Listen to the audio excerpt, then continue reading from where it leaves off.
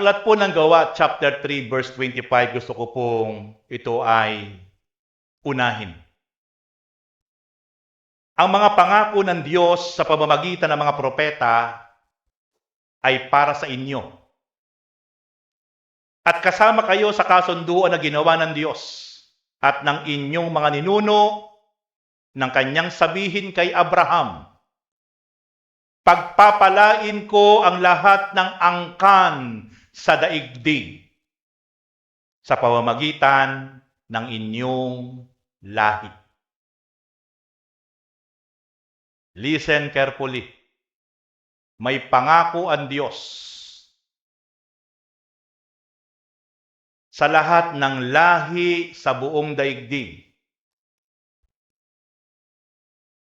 Dadaloy ang pagpapala, different kinds of blessing, dahil sa katapatan ginawa ni Abraham sa Diyos. Lahat ng lahi ay may pagkakataon na makaranas ng pagpapala na mula sa Diyos. Lahat, walang pinipili ang Diyos. Pero ang tanong, sino yung mga qualified na mga lahi na yon na makakaranas ng pangako ng Diyos na mababasa natin sa aklat ng Gawa, chapter 3, verse 25. Ulitin ko po, ang mga pangako ng Diyos sa pamamagitan ng mga propeta ay para sa inyo at sa ating lahat. At kasama kayo sa kasunduan na ginawa ng Diyos at ng inyong mga ninuno at ng kanyang sabihin kay Abraham, pagpapalain ko ang lahat ng angkan sa daigdig sa pamamagitan ng inyong lahi. So it means, pwede pala tayo makaranas sa mga pagpapalang ipinangako ng Diyos. Ito yung itinatago, kino-cover up ng kaaway, na hindi natin malaman na tayo pala'y kasama sa mga lahi, sa descendant of Abraham, na po pwedeng mag-flow, dumaloy ang biyaya at pagpapala. Tang sabi po diyan, sa lahat ng lahi sa ibabaw ng daigdig. Ngayon, tanungin mo yung iyong katabi. Kalabitin mo, kapatid, kasama ka pala doon. Baka hindi po natin alam, kasama tayo doon sa ipinangako ng Diyos kay Abraham.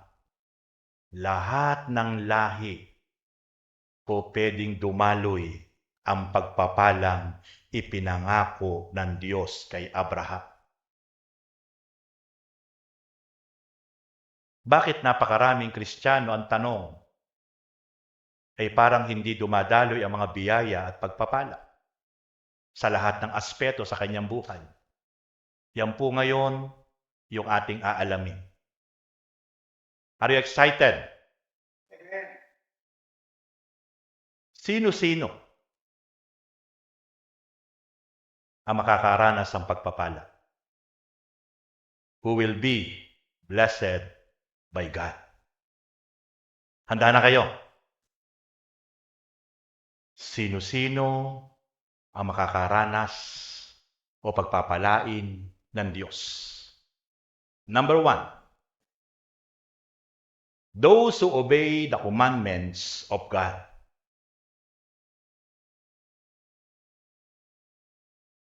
Lahat ng mga taong nagkaroon ng tamang relasyon sa Diyos sa pamamagitan ng ating Panginoong Hesus, by the power of the Holy Spirit, at buong kasabikan, buong kaseryosohan, buong katapatan, at buong kapakumbabaan, na lagi niyang kinauuhawan, kinasasabikan, na basahin, pagnilay-nilayin, i-meditate ang Word of God day and night. And then after that, unti-unti, ito ay nagre-rema sa kanyang puso't isip. Unti-unti ay kanyang naipapamuhay, nasusunod ng buong katapatan, buong kapakumbabaan. Sila ang qualified na dadaluyan ng pangako ng Diyos na kanyang pagpapalain. Kaya napakahalaga po, mga kapatid, na sa ating buhay, kung mga dumaan na mga panahon, wala po tayong naging panahon, wala tayong naging oras para kasabikan, para kauhawan ang salita ng Diyos. Para pagnilay-nilayin, pag-aralan, pagbulay-bulayin, pumunta sa mga gawain na kung saan ipinangangaral ng mga lingkod ng Diyos ang kanyang salita, na kaya tayo pupunta ron, ay meron tayong isa sa nagiging purpose natin, ay uhaw na uhaw tayo, sabik na sabik tayo na mapakinggan ang makapangyarihang salita ng Diyos. And then after that, nagmamanifest ito sa ating buhay. Unti-unti na ipapamuhay natin. Tayo po ang qualified na dadaluyan ng pangako ng Diyos na pagpapala na ipinangako niya kay Abraham at sa kanyang lahi. Genesis chapter 22 verse 18. Sa pamamagitan ng inyong lahi, pagpapalain ang lahat ng bansa sa daigdig, sapagkat sinunod mo ang aking mga utos. Kaya pagpapalain ng Diyos ang lahat ng descendants ni Abraham. Dahil ang pinaka-main key doon sa Genesis chapter 22 verse 18 ay yung kanilang tapat na pagsunod sa lahat ng iniutos ng Diyos sa kanila. Genesis chapter 26 verse 5. Pagpapalain kita dahil kay Abraham, sapagkat sinunod niya ako at tinupad ang aking mga utos. Mapapansin po natin, laging binabanggit ng Diyos si Abraham. At kung bakit sobrang kinalugdan ng Diyos si Abraham, lagi niyang sinasabi, sapagkat sinunod niya ang aking mga utos. Kaya makikita po natin, ang isa pong nagbibigay po ng kasiyahan at kaluguran sa Diyos kapag meron siyang nakikita na kanyang mga anak at mga lingkod sa ibabaw ng lupa na sobrang tapat sa pagsunod sa kanyang mga utos. Doon siya napiplease. Doon natin siya nag-glorify. Doon natin siya napaparangalan. Doon natin siya nabibigyan ng kasiyahan kapag nakakita siya ng bawat isang babae at lalaki na nakakilala sa kanya, sumasamba sa kanya, naglilingkod sa kanya, na tapat at buong kapakumbabaan, na buong kasabikan na sinusunod ang kanyang mga utos. Awit 128 verse 4. Ang sinumang kung si Yahweh buong pusong susundin, buhay niya ay uunlad at laging pagpapalain. Ano ang mararanasan ng bawat isang nakakilala sa Panginoon? Na tapat at buong kapakumbabaan na sumusunod sa utos ng Diyos. Magpa-prosper ang buhay niya. Magiging successful ang buhay niya. Bakit? Sapagkat tapat niya na sinunod ang lahat ng utos ng Panginoon. So meaning to say, kaya pala hindi nakakaranas ng pagpapala at biyaya ang napakaraming Kristiyano dahil hindi niya sinusunod ang utos ng Diyos. Binabaliwala niya ang utos ng Diyos. Walang puwang sa puso niya ang utos ng Diyos. Sapagkat ang sino man, kung si Yahweh ay buong pusong susundin, buhay niya ay uunlad at laging pagpapalain. Hallelujah! Kaya po yung overflowing blessing, different kind blessing, ay mag-o-overflow sa buhay ng bawat isa po sa atin kung tayo'y magpapasimula sa taong ito ng year 2026. Uunahin natin, ipaprioritize natin na buong puso, buong pag-iisip, buong kaluluwa, buong lakas na susundin natin ang mga utos ng ating Panginoon Diyos.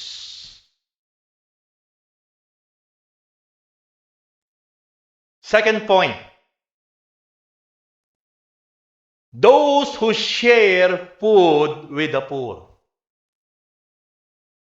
Yung po pala na mga taong lagi pong may kahabagan, lagi pong may puso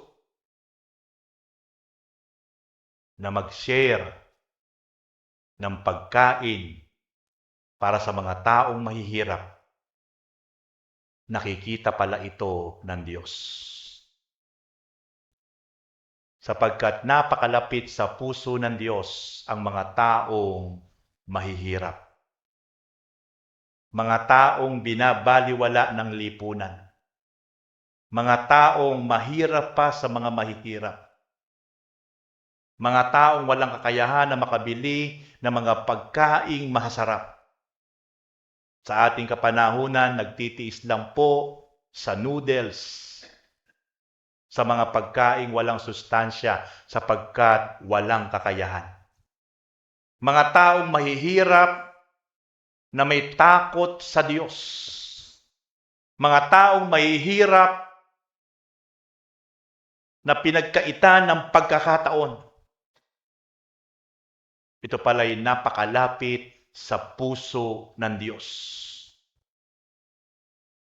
Kapag pala ang bawat isa sa atin ay naging mahabagin sa mga taong mahihirap na ito at sila'y ating binigyan ng pagkain, ito pala'y kinalulugdan ng Diyos. At dahil dyan, yung biyaya at pagpapala ay dadaloy sa buhay ng bawat isa po sa atin. Sa aklat po ng Kawikaan chapter 22 verse 9. Kawikaan 22 verse 9.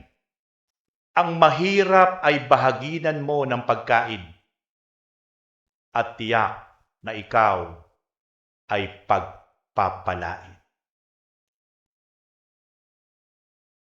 Mga kapatid, huwag po tayong maging maramot, higit sa lahat sa mga taong walang kakayahan na makabili po ng pagkain.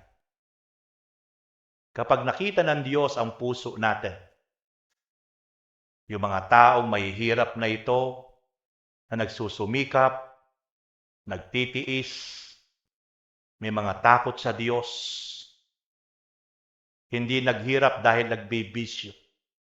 Hindi naghirap dahil nagbibingo, nagtotong-it.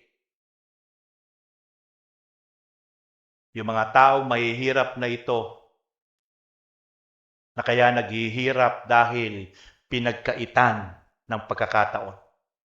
Inalipusta, minaltrato, niluko, dinaya, hinamak, kaya naghirap. Pero nagsusumikap. Ito pong mga taong itong mahihirap na ito, na nagsisikap, nagtitiis, may takot sa Diyos. Kapag ito pong mga taong mahihirap na ito, ay ating pong biniyayaan, inabot, tinulungan, sabi ng Diyos. Kapag ating binahaginan ng mga pagkain ang mga taong mahirap, sabi ng Lord, tiyak. Yan po yung word na Tagalog na tiyak, garantisado. Ano sabi ng Diyos? Tiyak na ikaw ay pagpapalain. May garantiya. Tiniyak ng Diyos na kapag tayo po ay naging mapagbigay sa mga taong mahihirap, marami pong naghirap dahil sa bisyo. Marami pong naghirap dahil sa kanyang kawalan po ng pagsusumikap. Pero yung mga taong mahihirap, na kaya naghirap, niluko, sinamantala, pero nagsisikap at may takot sa Diyos, nagtitiis, ito po ang karapat-dapat na ating bigyan ng mga pagpapala kung meron man tayo. Sapagkat ang Diyos ay hindi natutulog. Pagpapalain ka, tiniyak yon ng Diyos. Third point, those who trust and hope in God. Ang mga taong nagtitiwala at umaasa sa Diyos. Sapagkat ito po yung gustong-gustong makita ng Diyos sa atin. Yung lubos na pagtitiwala. Lubos na pag-asa natin. Hindi sa kanino paman, kundi sa kapangyarihan at magagawa ng Diyos. Kapag nakita ng Diyos yung ating napakalaking pagtitiwala at pag-asa sa kanyang magagawa, nalulugod ang Diyos sa mga tao na lubos na umaasa at nagtitiwala na may kasamang gawa na pananampalataya sa kapangyarihan at magagawa ng Diyos. Hindi ka nadi-discourage, hindi ka nadi-disappoint, hindi ka nawawalan ng pag-asa. Bagkos, kahit mabigat ang sitwasyon, kahit may challenge, kahit may hadlang, pero patuloy kang nagtitiwala, patuloy kang umaasa sa magagawa at kapangyarihan ng Diyos at ang bunga nun, nagpapatuloy ka ng buong sigasig, buong katapatan sa pagsunod sa kalooban ng Diyos. Iyan ang nais ng Panginoon. Hindi ka sumusuko. Hindi ka nadi-disalign sa landas na nilalakaran mo papunta sa pagsunod sa Panginoon. Lagi mo lang tinatanaw ang kapangyarihan at magagawa at biyaya at kabutihan ng Diyos sa iyong buhay. Looking unto Jesus, the author and finisher of our faith. Lagi pong ang ating tanaw ay ipukol po natin sa ating Panginoong Hesus na siyang tunay na tumapos sa ibabaw ng krus ng Kalbaryo. Kahit napakahirap ang kanyang pinagdaanan, tinapos niya ang kanyang misyon sa lupa. Kaya bago sa mamatay, sabi ng Panginoon, it is finished. Kapatid, huwag kang susuko, huwag kang hihinto, huwag kang lilihis, at huwag kang tatalikod. Bakit? Sapagkat pinagmamasdan ka ng Panginoon. At the end of the day, sasabihin ng Lord sa atin, dalawang word lang. Well done, my good and faithful servant. Paano ka magiging mabuti kung huminto ka? Paano ka magiging tapat kung ikaw ay lumihis? Ang makakatanggap lang ng pag-welcome at makakarinig ng dalawang word sa Panginoon ay ang mga nagtiis at nagpatuloy kahit ano ang kanilang nararanasan sa buhay. Well done, my good and faithful servant. Patuloy na nagtiwala, patuloy na umasa, hindi natigatik, hindi na impluwensyahan ng anumang sitwasyon sa buhay, bagkus tinapos niya ang dapat niyang takbuhin, nanatili siyang tapat sa pananampalataya, at ngayon, handa na niyang kamtin ang korona ng tagumpay na ang magpuputong nun ay walang iba kundi ang ating Panginoong Hesukristo.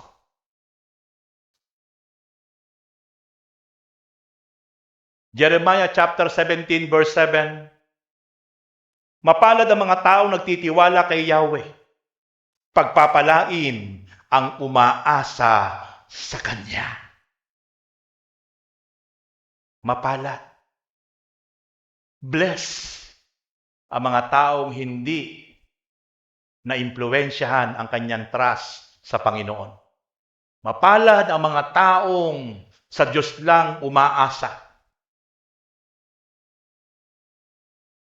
Hindi nag-backslide, hindi tumalikod, hindi huminto, kahit anong pagkapahiya, kahit anong sakit, kahit anong tinitiis, kahit anong nararanasan sa buhay, nagpatuloy na magtiwala at umasa sa magagawa ng Diyos. Ang sabi ng Panginoon sa kanyang salita, Jeremiah 17 verse 7, sila yung mga pagpapalain ng Diyos. Hallelujah! Praise God! Sa kanila dadaloy ang pangako ng Diyos kay Abraham sa kanyang lahi, kasama ang lahat ng lahi sa ibabaw ng mundo. Itong mga tao nagpatuloy na nagtitiwala at umaasa at nagpapatuloy ng buong katapatan, buong kapakumbabaan sa pagsunod sa Diyos na makapangyarihan sa lahat. Hallelujah! Praise God! Next point, those who love and care for the servants of God. Lahat ng mga Kristiyano, mga tao na nagmalasakit, nagmahal sa mga lingkod ng Diyos. Lahat ng mga Kristiyano, mananampalataya, na nagmahal, nagpahalaga sa mga lingkod ng Diyos.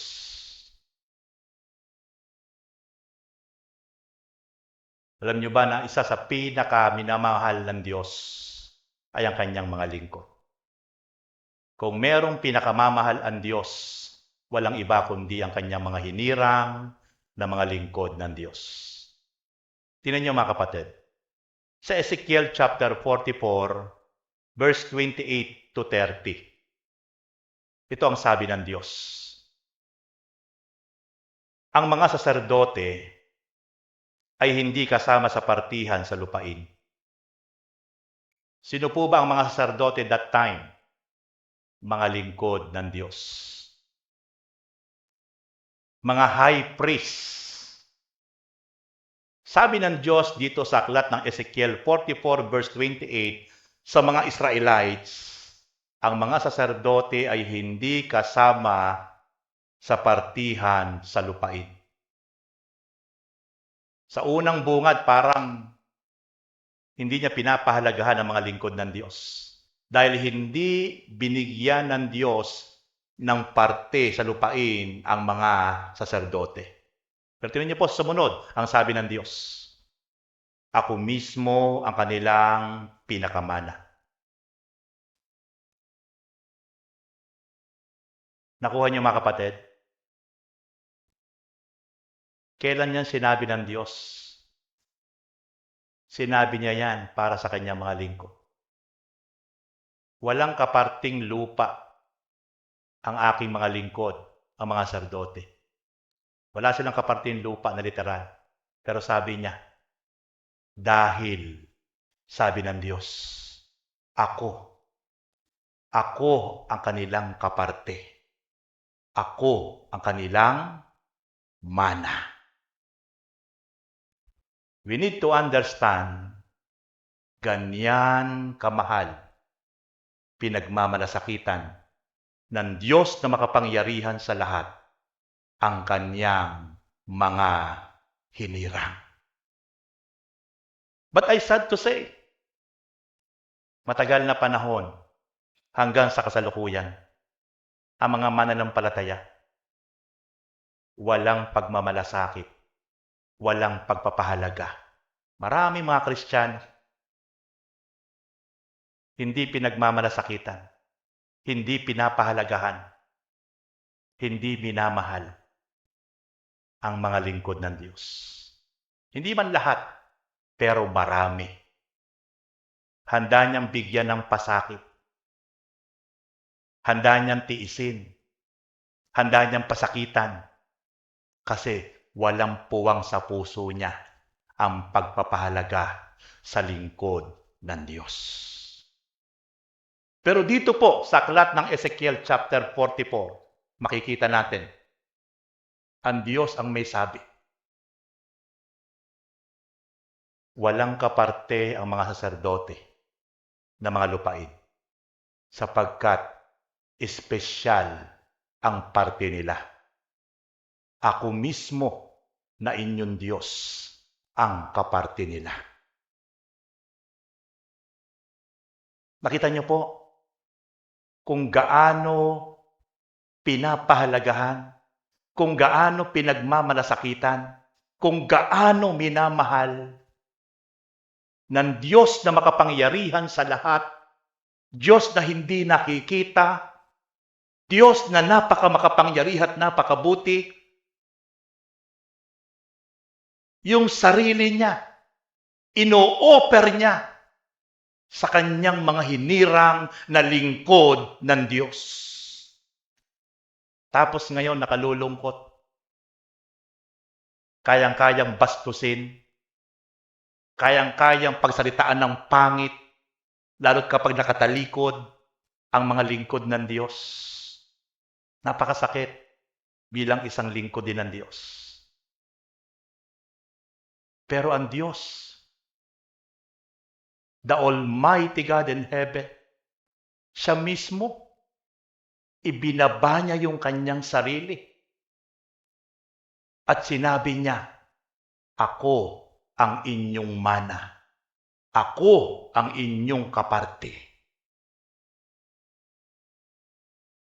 Dahil ganon, pinahalagahan, minamahal ng Diyos ang kanyang mga lingkod.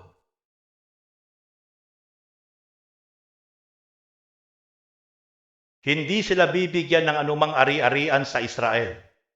Ako ang kanilang pinakabahagi. Verse 29, ang ikabubuhay nila ay ang handog na pagkaing butil, handog para sa kapatawaran ng kasalanan, at handog na pambayad sa kasalanan. Halos lahat ng handog na ino-offer ng mga Israelite ay para sa mga lingkod ng Diyos, saserdote. Tatanggap sila mula sa lahat ng handog na inaalay sa mga Israelita sa akin.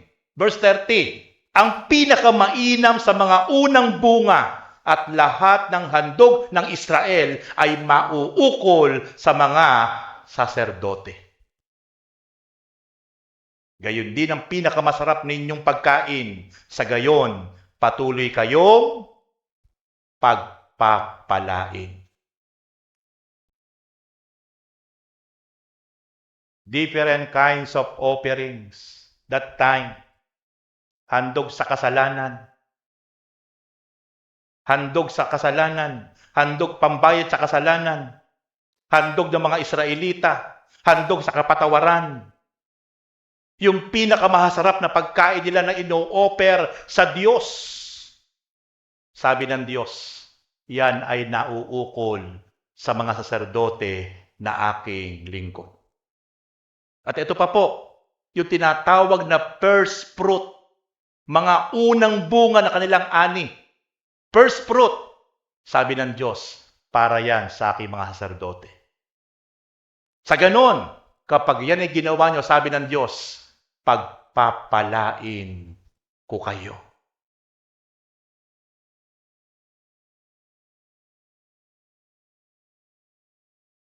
Lahat ng mga Kristiyano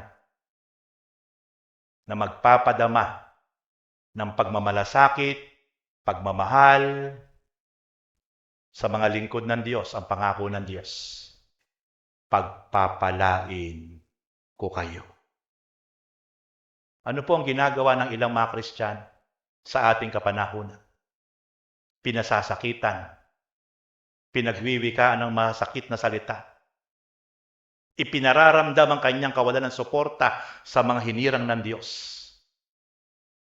Ano po ang po pwedeng maging balik sa kanya kapag ganyan ang kanyang ginawa? Dahil ang gusto ng Diyos, kung papaano niyang pinagmamalasakitan, kung papaano niyang minamahal ang mga saserdote, ang mga high priest, ang mga lingkod ng Diyos, ito rin ang gawin ng bawat isang mananampalataya. This coming February 16, next month, dito po gaganapin ang monthly fellowship and meeting ng mga pastor sa buong San Ildefonso. Dito po sa church na ito. February 16. Dito po natin sila papakainin ng breakfast, ng lunch. Dito po magwo-worship ang mga lingkod ng Diyos sa buong bayan ng San Ildefonso.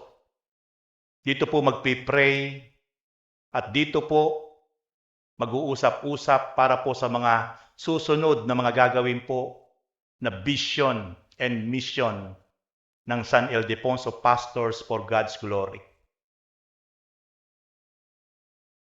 Nung sabihin po nila sa akin yon, nung January 19, last po naming meeting sa church po ng chairman ng San Ildefonso, ako po'y galak na galak. Sapagkat in this year 2026, dito po magsasama-sama ang mga lingkod ng Diyos. Alam niyo po ba kung ano yung unang-unang naramdaman ko nung malaman ko February 16 na dito po magsasama-sama ang mga pastor, ang mga lingkod ng Diyos? Alam ng Diyos yan. Gusto kong i-bless ang mga lingkod ng Diyos sa bayan ng San Ildefonso. Amen. Gusto kong pagpalain ang mga lingkod ng Diyos. Yun po kagad yung naramdaman ko.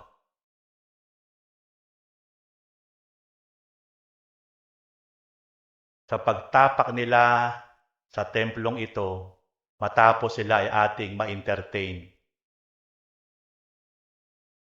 Hindi sila uuwi, hindi sila lalabas ng templong ito na hindi sila mapagpapala ng inyong lingkod.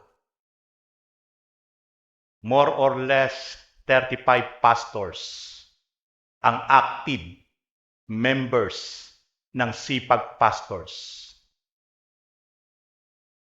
More or less 35 active.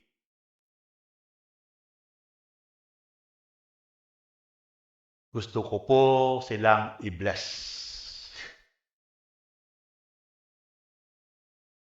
Confirm yung mensaheng ito. Kapag pala ang lingkod ng Diyos ay pinagmalasakitan mo, pinagpala mo, lugod na lugod ang Diyos.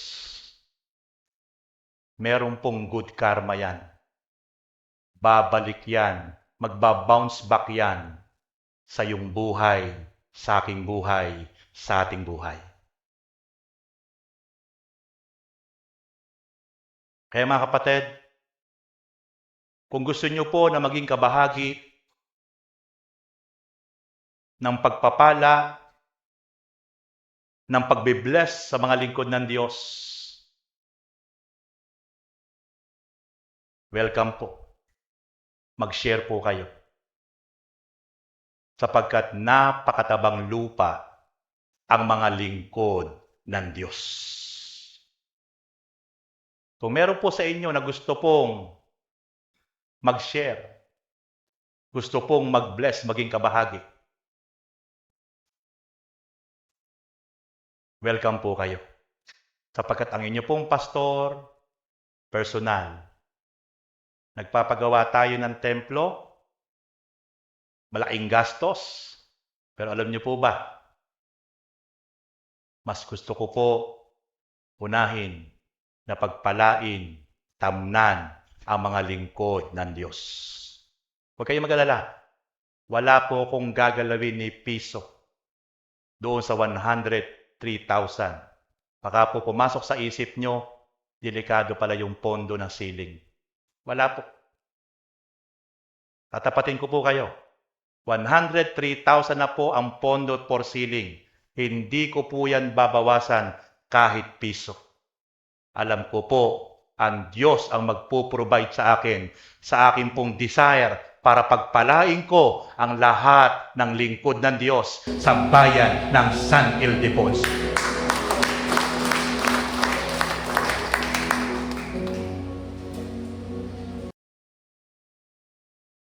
Salamat sapagkat excited na ako na dumating po yung February 16. Bago tayo mag-anniversary, sunod-sunod po yung gastos natin. Yung ceiling, yung anniversary, last week of February. Mamaya po ay mimitiin ko po kayo. Last week of February po ang ating anniversary.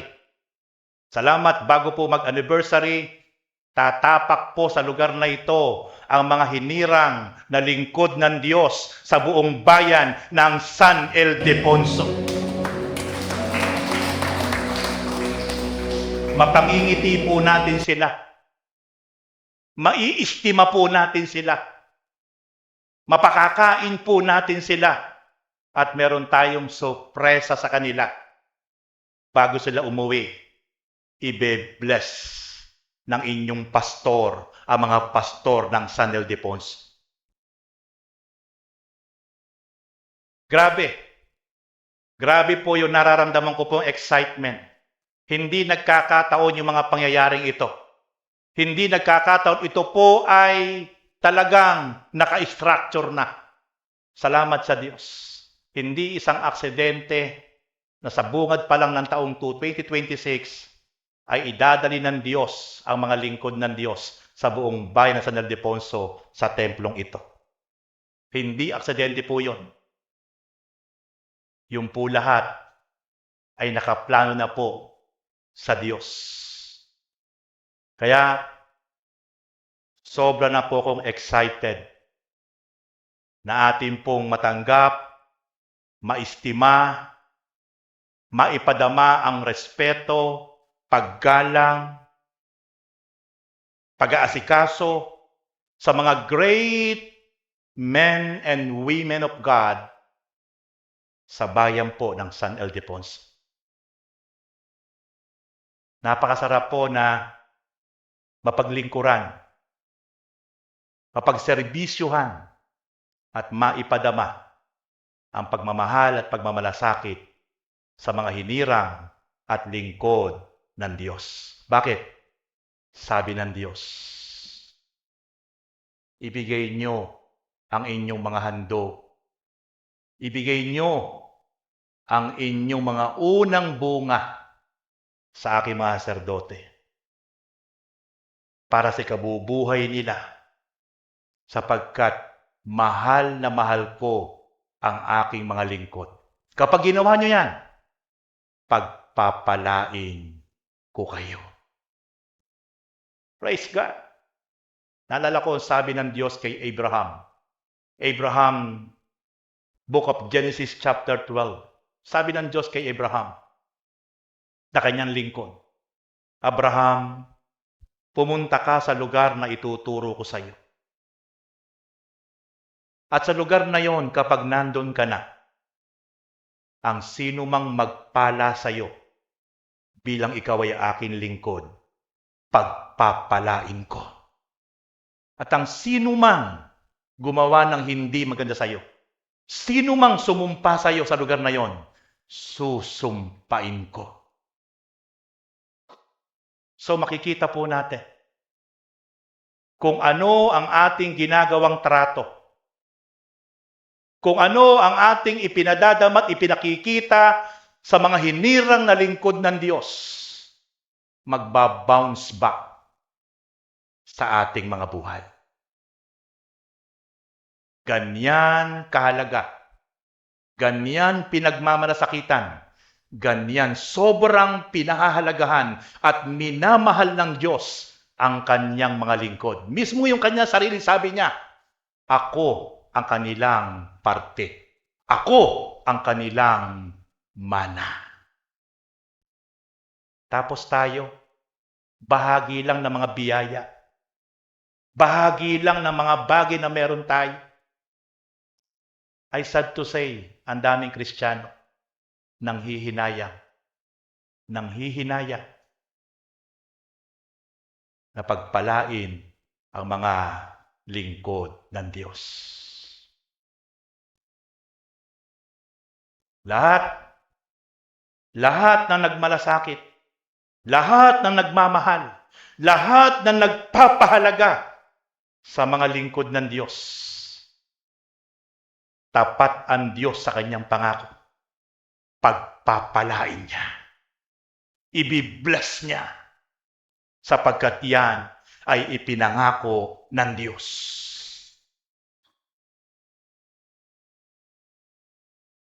Next point, those who endure hardships while continuing to do good. Lahat na nagtitiis ng hirap sa kabila ng paggawa ng mabuti ay qualified na dadaloy ang pagpapala ng Diyos. Kapatid, napapagod ka na ba? Napapagod ka na ba sa mga tiisin mo? Napapagal ka na ba sa mga ginagawa mo na mabubuting bagay para sa Panginoon? Huwag kang hihinto. Huwag kang susuko. Huwag kang titigil. Bakit? Sapagkat pinagmamasdan ka lang ng Panginoon Diyos. Oo, nakapapagal ang maglingkod. Lalo sa kabila ng paglilingkod mo, nahihirapan ka, nagsasakripisyo ka, at the end of the day, ang mapapakinggan mo pa ay maraming pula. Maraming paghusga. Na instead na ikaw ay suportahan, instead na ikaw ay encourage, palakasin, pero baliktad ang maririnig mo at mararamdaman mo. Talagang nakakapagal. But I challenge you, kapatid, huwag kang susuko. Huwag kang titigil. Huwag kang hihinto. Bakit? Sapagkat pinagmamasdan ka lang ng Panginoon. Kaya sabi ng Lord, kapag napapagal ka, Matthew 11 verse 28 up to following verses, lumapit kayo sa akin, kayong lahat na napapagal at nabibigat ang lubha sa inyong mga pasanin. Alam ng Lord na darating sa point ng buhay natin, ng paglilingkod, pagsunod sa Kanya, mapapagod tayo, mapapagal tayo. Pero meron siyang ino-offer. Come to me, and I will give you rest. Mag-aral kayo sa akin, sapagkat ako'y maamo at mababang loob, at makasusumpong kayo ng kapahingahan para sa inyong kaluluwa. Kaya lalakas tayo uli. Mapu-full charge uli tayo. Kahit napapagal na tayo, nabibigatan na tayo, nahihirapan na tayo. Alam mong tama yung ginagawa mo, pero baliktad yung naririnig mo. Alam mong tama yung ginagawa mo with sacrifices, pero baliktad yung nararamdaman mo. Dahil sa mga sakit, na napapakinggan mo at nararamdaman mo. Pero sabi ng Panginoon, lumapit kayo sa akin. Kayong lahat na napapagal at nabibikit ang lubha at kay aking pagpapahingahin. Kapatid, huwag mong i-entertain yung mga sinasabi ng tao. Huwag mong i-seryosohin yung lahat ng mga pula at pangungundiman ng mga sa paligid mo. Kasi manghihina ka. Patuloy ka lang magpakalapit. Patuloy ka lang magpakumbaba sa paanan ng ating Panginoon. At patuloy ka niyang bibigyan ng panibagong lakas, panibagong pag-asa para magawa mo ang mga bagay na pinapagawa sa iyo ng Panginoon. Huwag mong papansinin. Dahil alam mo kung sino ka sa harap ng Diyos. Kahit marami at pangit ang mga napapakinggan mo, hinuhusgahan ka, hinahatulan ka, pero alam mo kung sino ka sa harap ng Diyos. Kung nagkamali ka, kung nagkasala ka, magpakumbaba ka lang. Humingi ka ng tawad sa Diyos.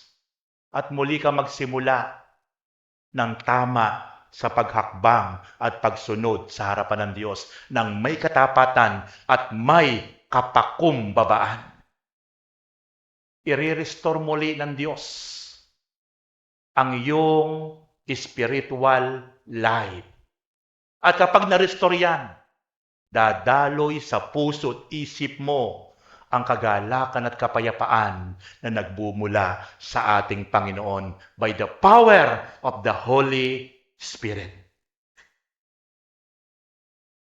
Kasi mahirap maglingkod sa Diyos nang wala kang kapayapaan, wala kang kagalakan na nagmumula sa Panginoon na nararamdaman mo sa puso at isip mo. Mahirap.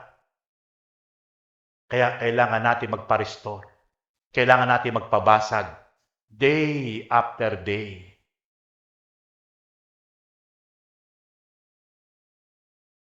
Kaya dapat meron tayong altar of worship, altar of prayer sa ating buhay. Na doon ka lagi nagpapakumbaba, doon ka lagi dumudulog sa Diyos.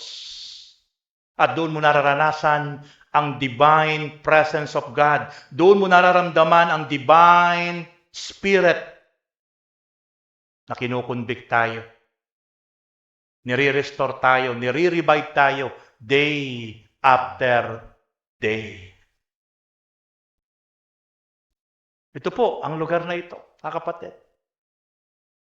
Ito po yung lugar nating lahat. Narito po ang presensya ng Diyos. Ito lang po ang sekreto ng inyong pastor. Sa mga panahon na ako po'y nabibigatan, nahihirapan, nasasakitan, dito ko lang po kinakatagpo ang divine presence of God. Sa mga panahon napapagal ako, mentally, emotionally, dito lang po kumukuha ng lakas. Kaya nakapagpapatuloy. Sabi po ni Pablo, Philippians chapter 4, verse 13, I can do all things through Christ who give me strength. Kaya nagagawa lahat ni Pablo ang mga bagay na mahihirap sa pagsunod sa Panginoon dahil sa lakas na hindi mula sa Kanya.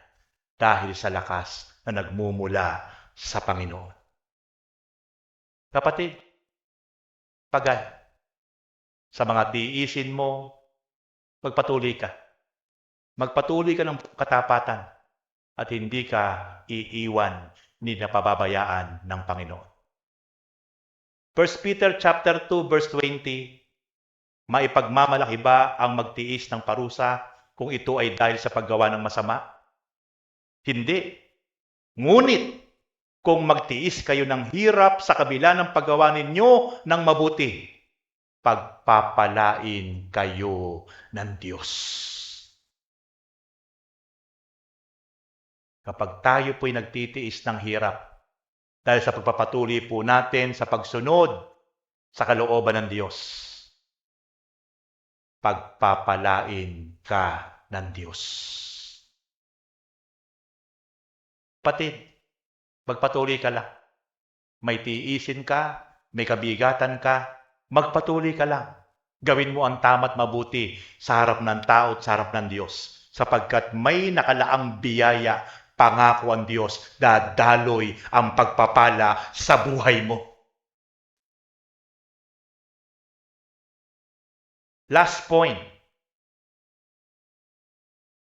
Those who are generous. Lahat ng mga taong mapagbigay. Mararanasan niya ang pangako ng Diyos na pagpapala. Walang taong mapagbigay na hindi pagpapalain ng Diyos. Kapag ang ating mga kamay ay laging nakabukas, ang biyaya na humuhugos mula sa kalangitan ay masasahod natin. Pero kapag ang ating mga kamay at puso ay laging nakatikom, kahit walang lubay ang buhos ng biyaya at pagpapala na mula sa langit, wala tayong matatanggap at masasahod.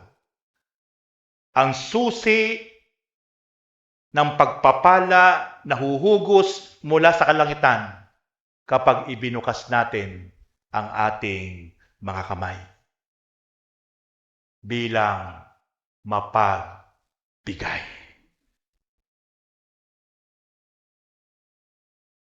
Minsan nakatuwiran po ng maraming Kristiyano, paano ako magbibigay? Wala naman ako. Ako nga ang dapat binibigyan. May punto.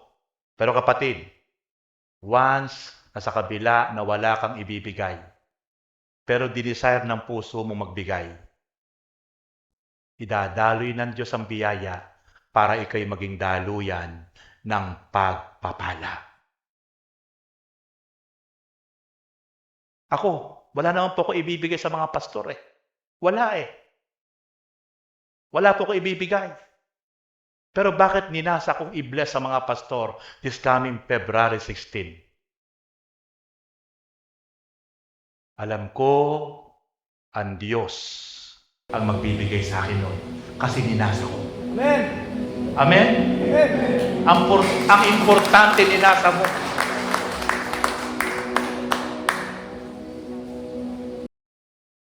Kaya mga kapatid, naniniwala ako, dahil ninasa kong i-bless ang mga pastor, mangyayari yun. Mangyayari yun. Na walang lingkod ng Diyos this coming February 16 na aalis sa lugar na ito na hindi natin mapagpapala. I challenge to all of you, lagi niyong pakanasain na maging mapagbigay. Dahil habang tayo ay nagbibigay, nagpapala, tuloy-tuloy na dadaloy ang biyaya sa ating mga buhay.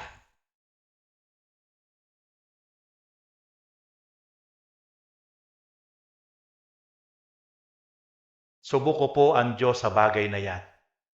Habang tayo ay nagiging daluyan ng pagpapala, ang kalangitan ay hindi titigil para ihugos ng Diyos ang pagpapala sa buhay mo, sa buhay ko, sa buhay nating lahat.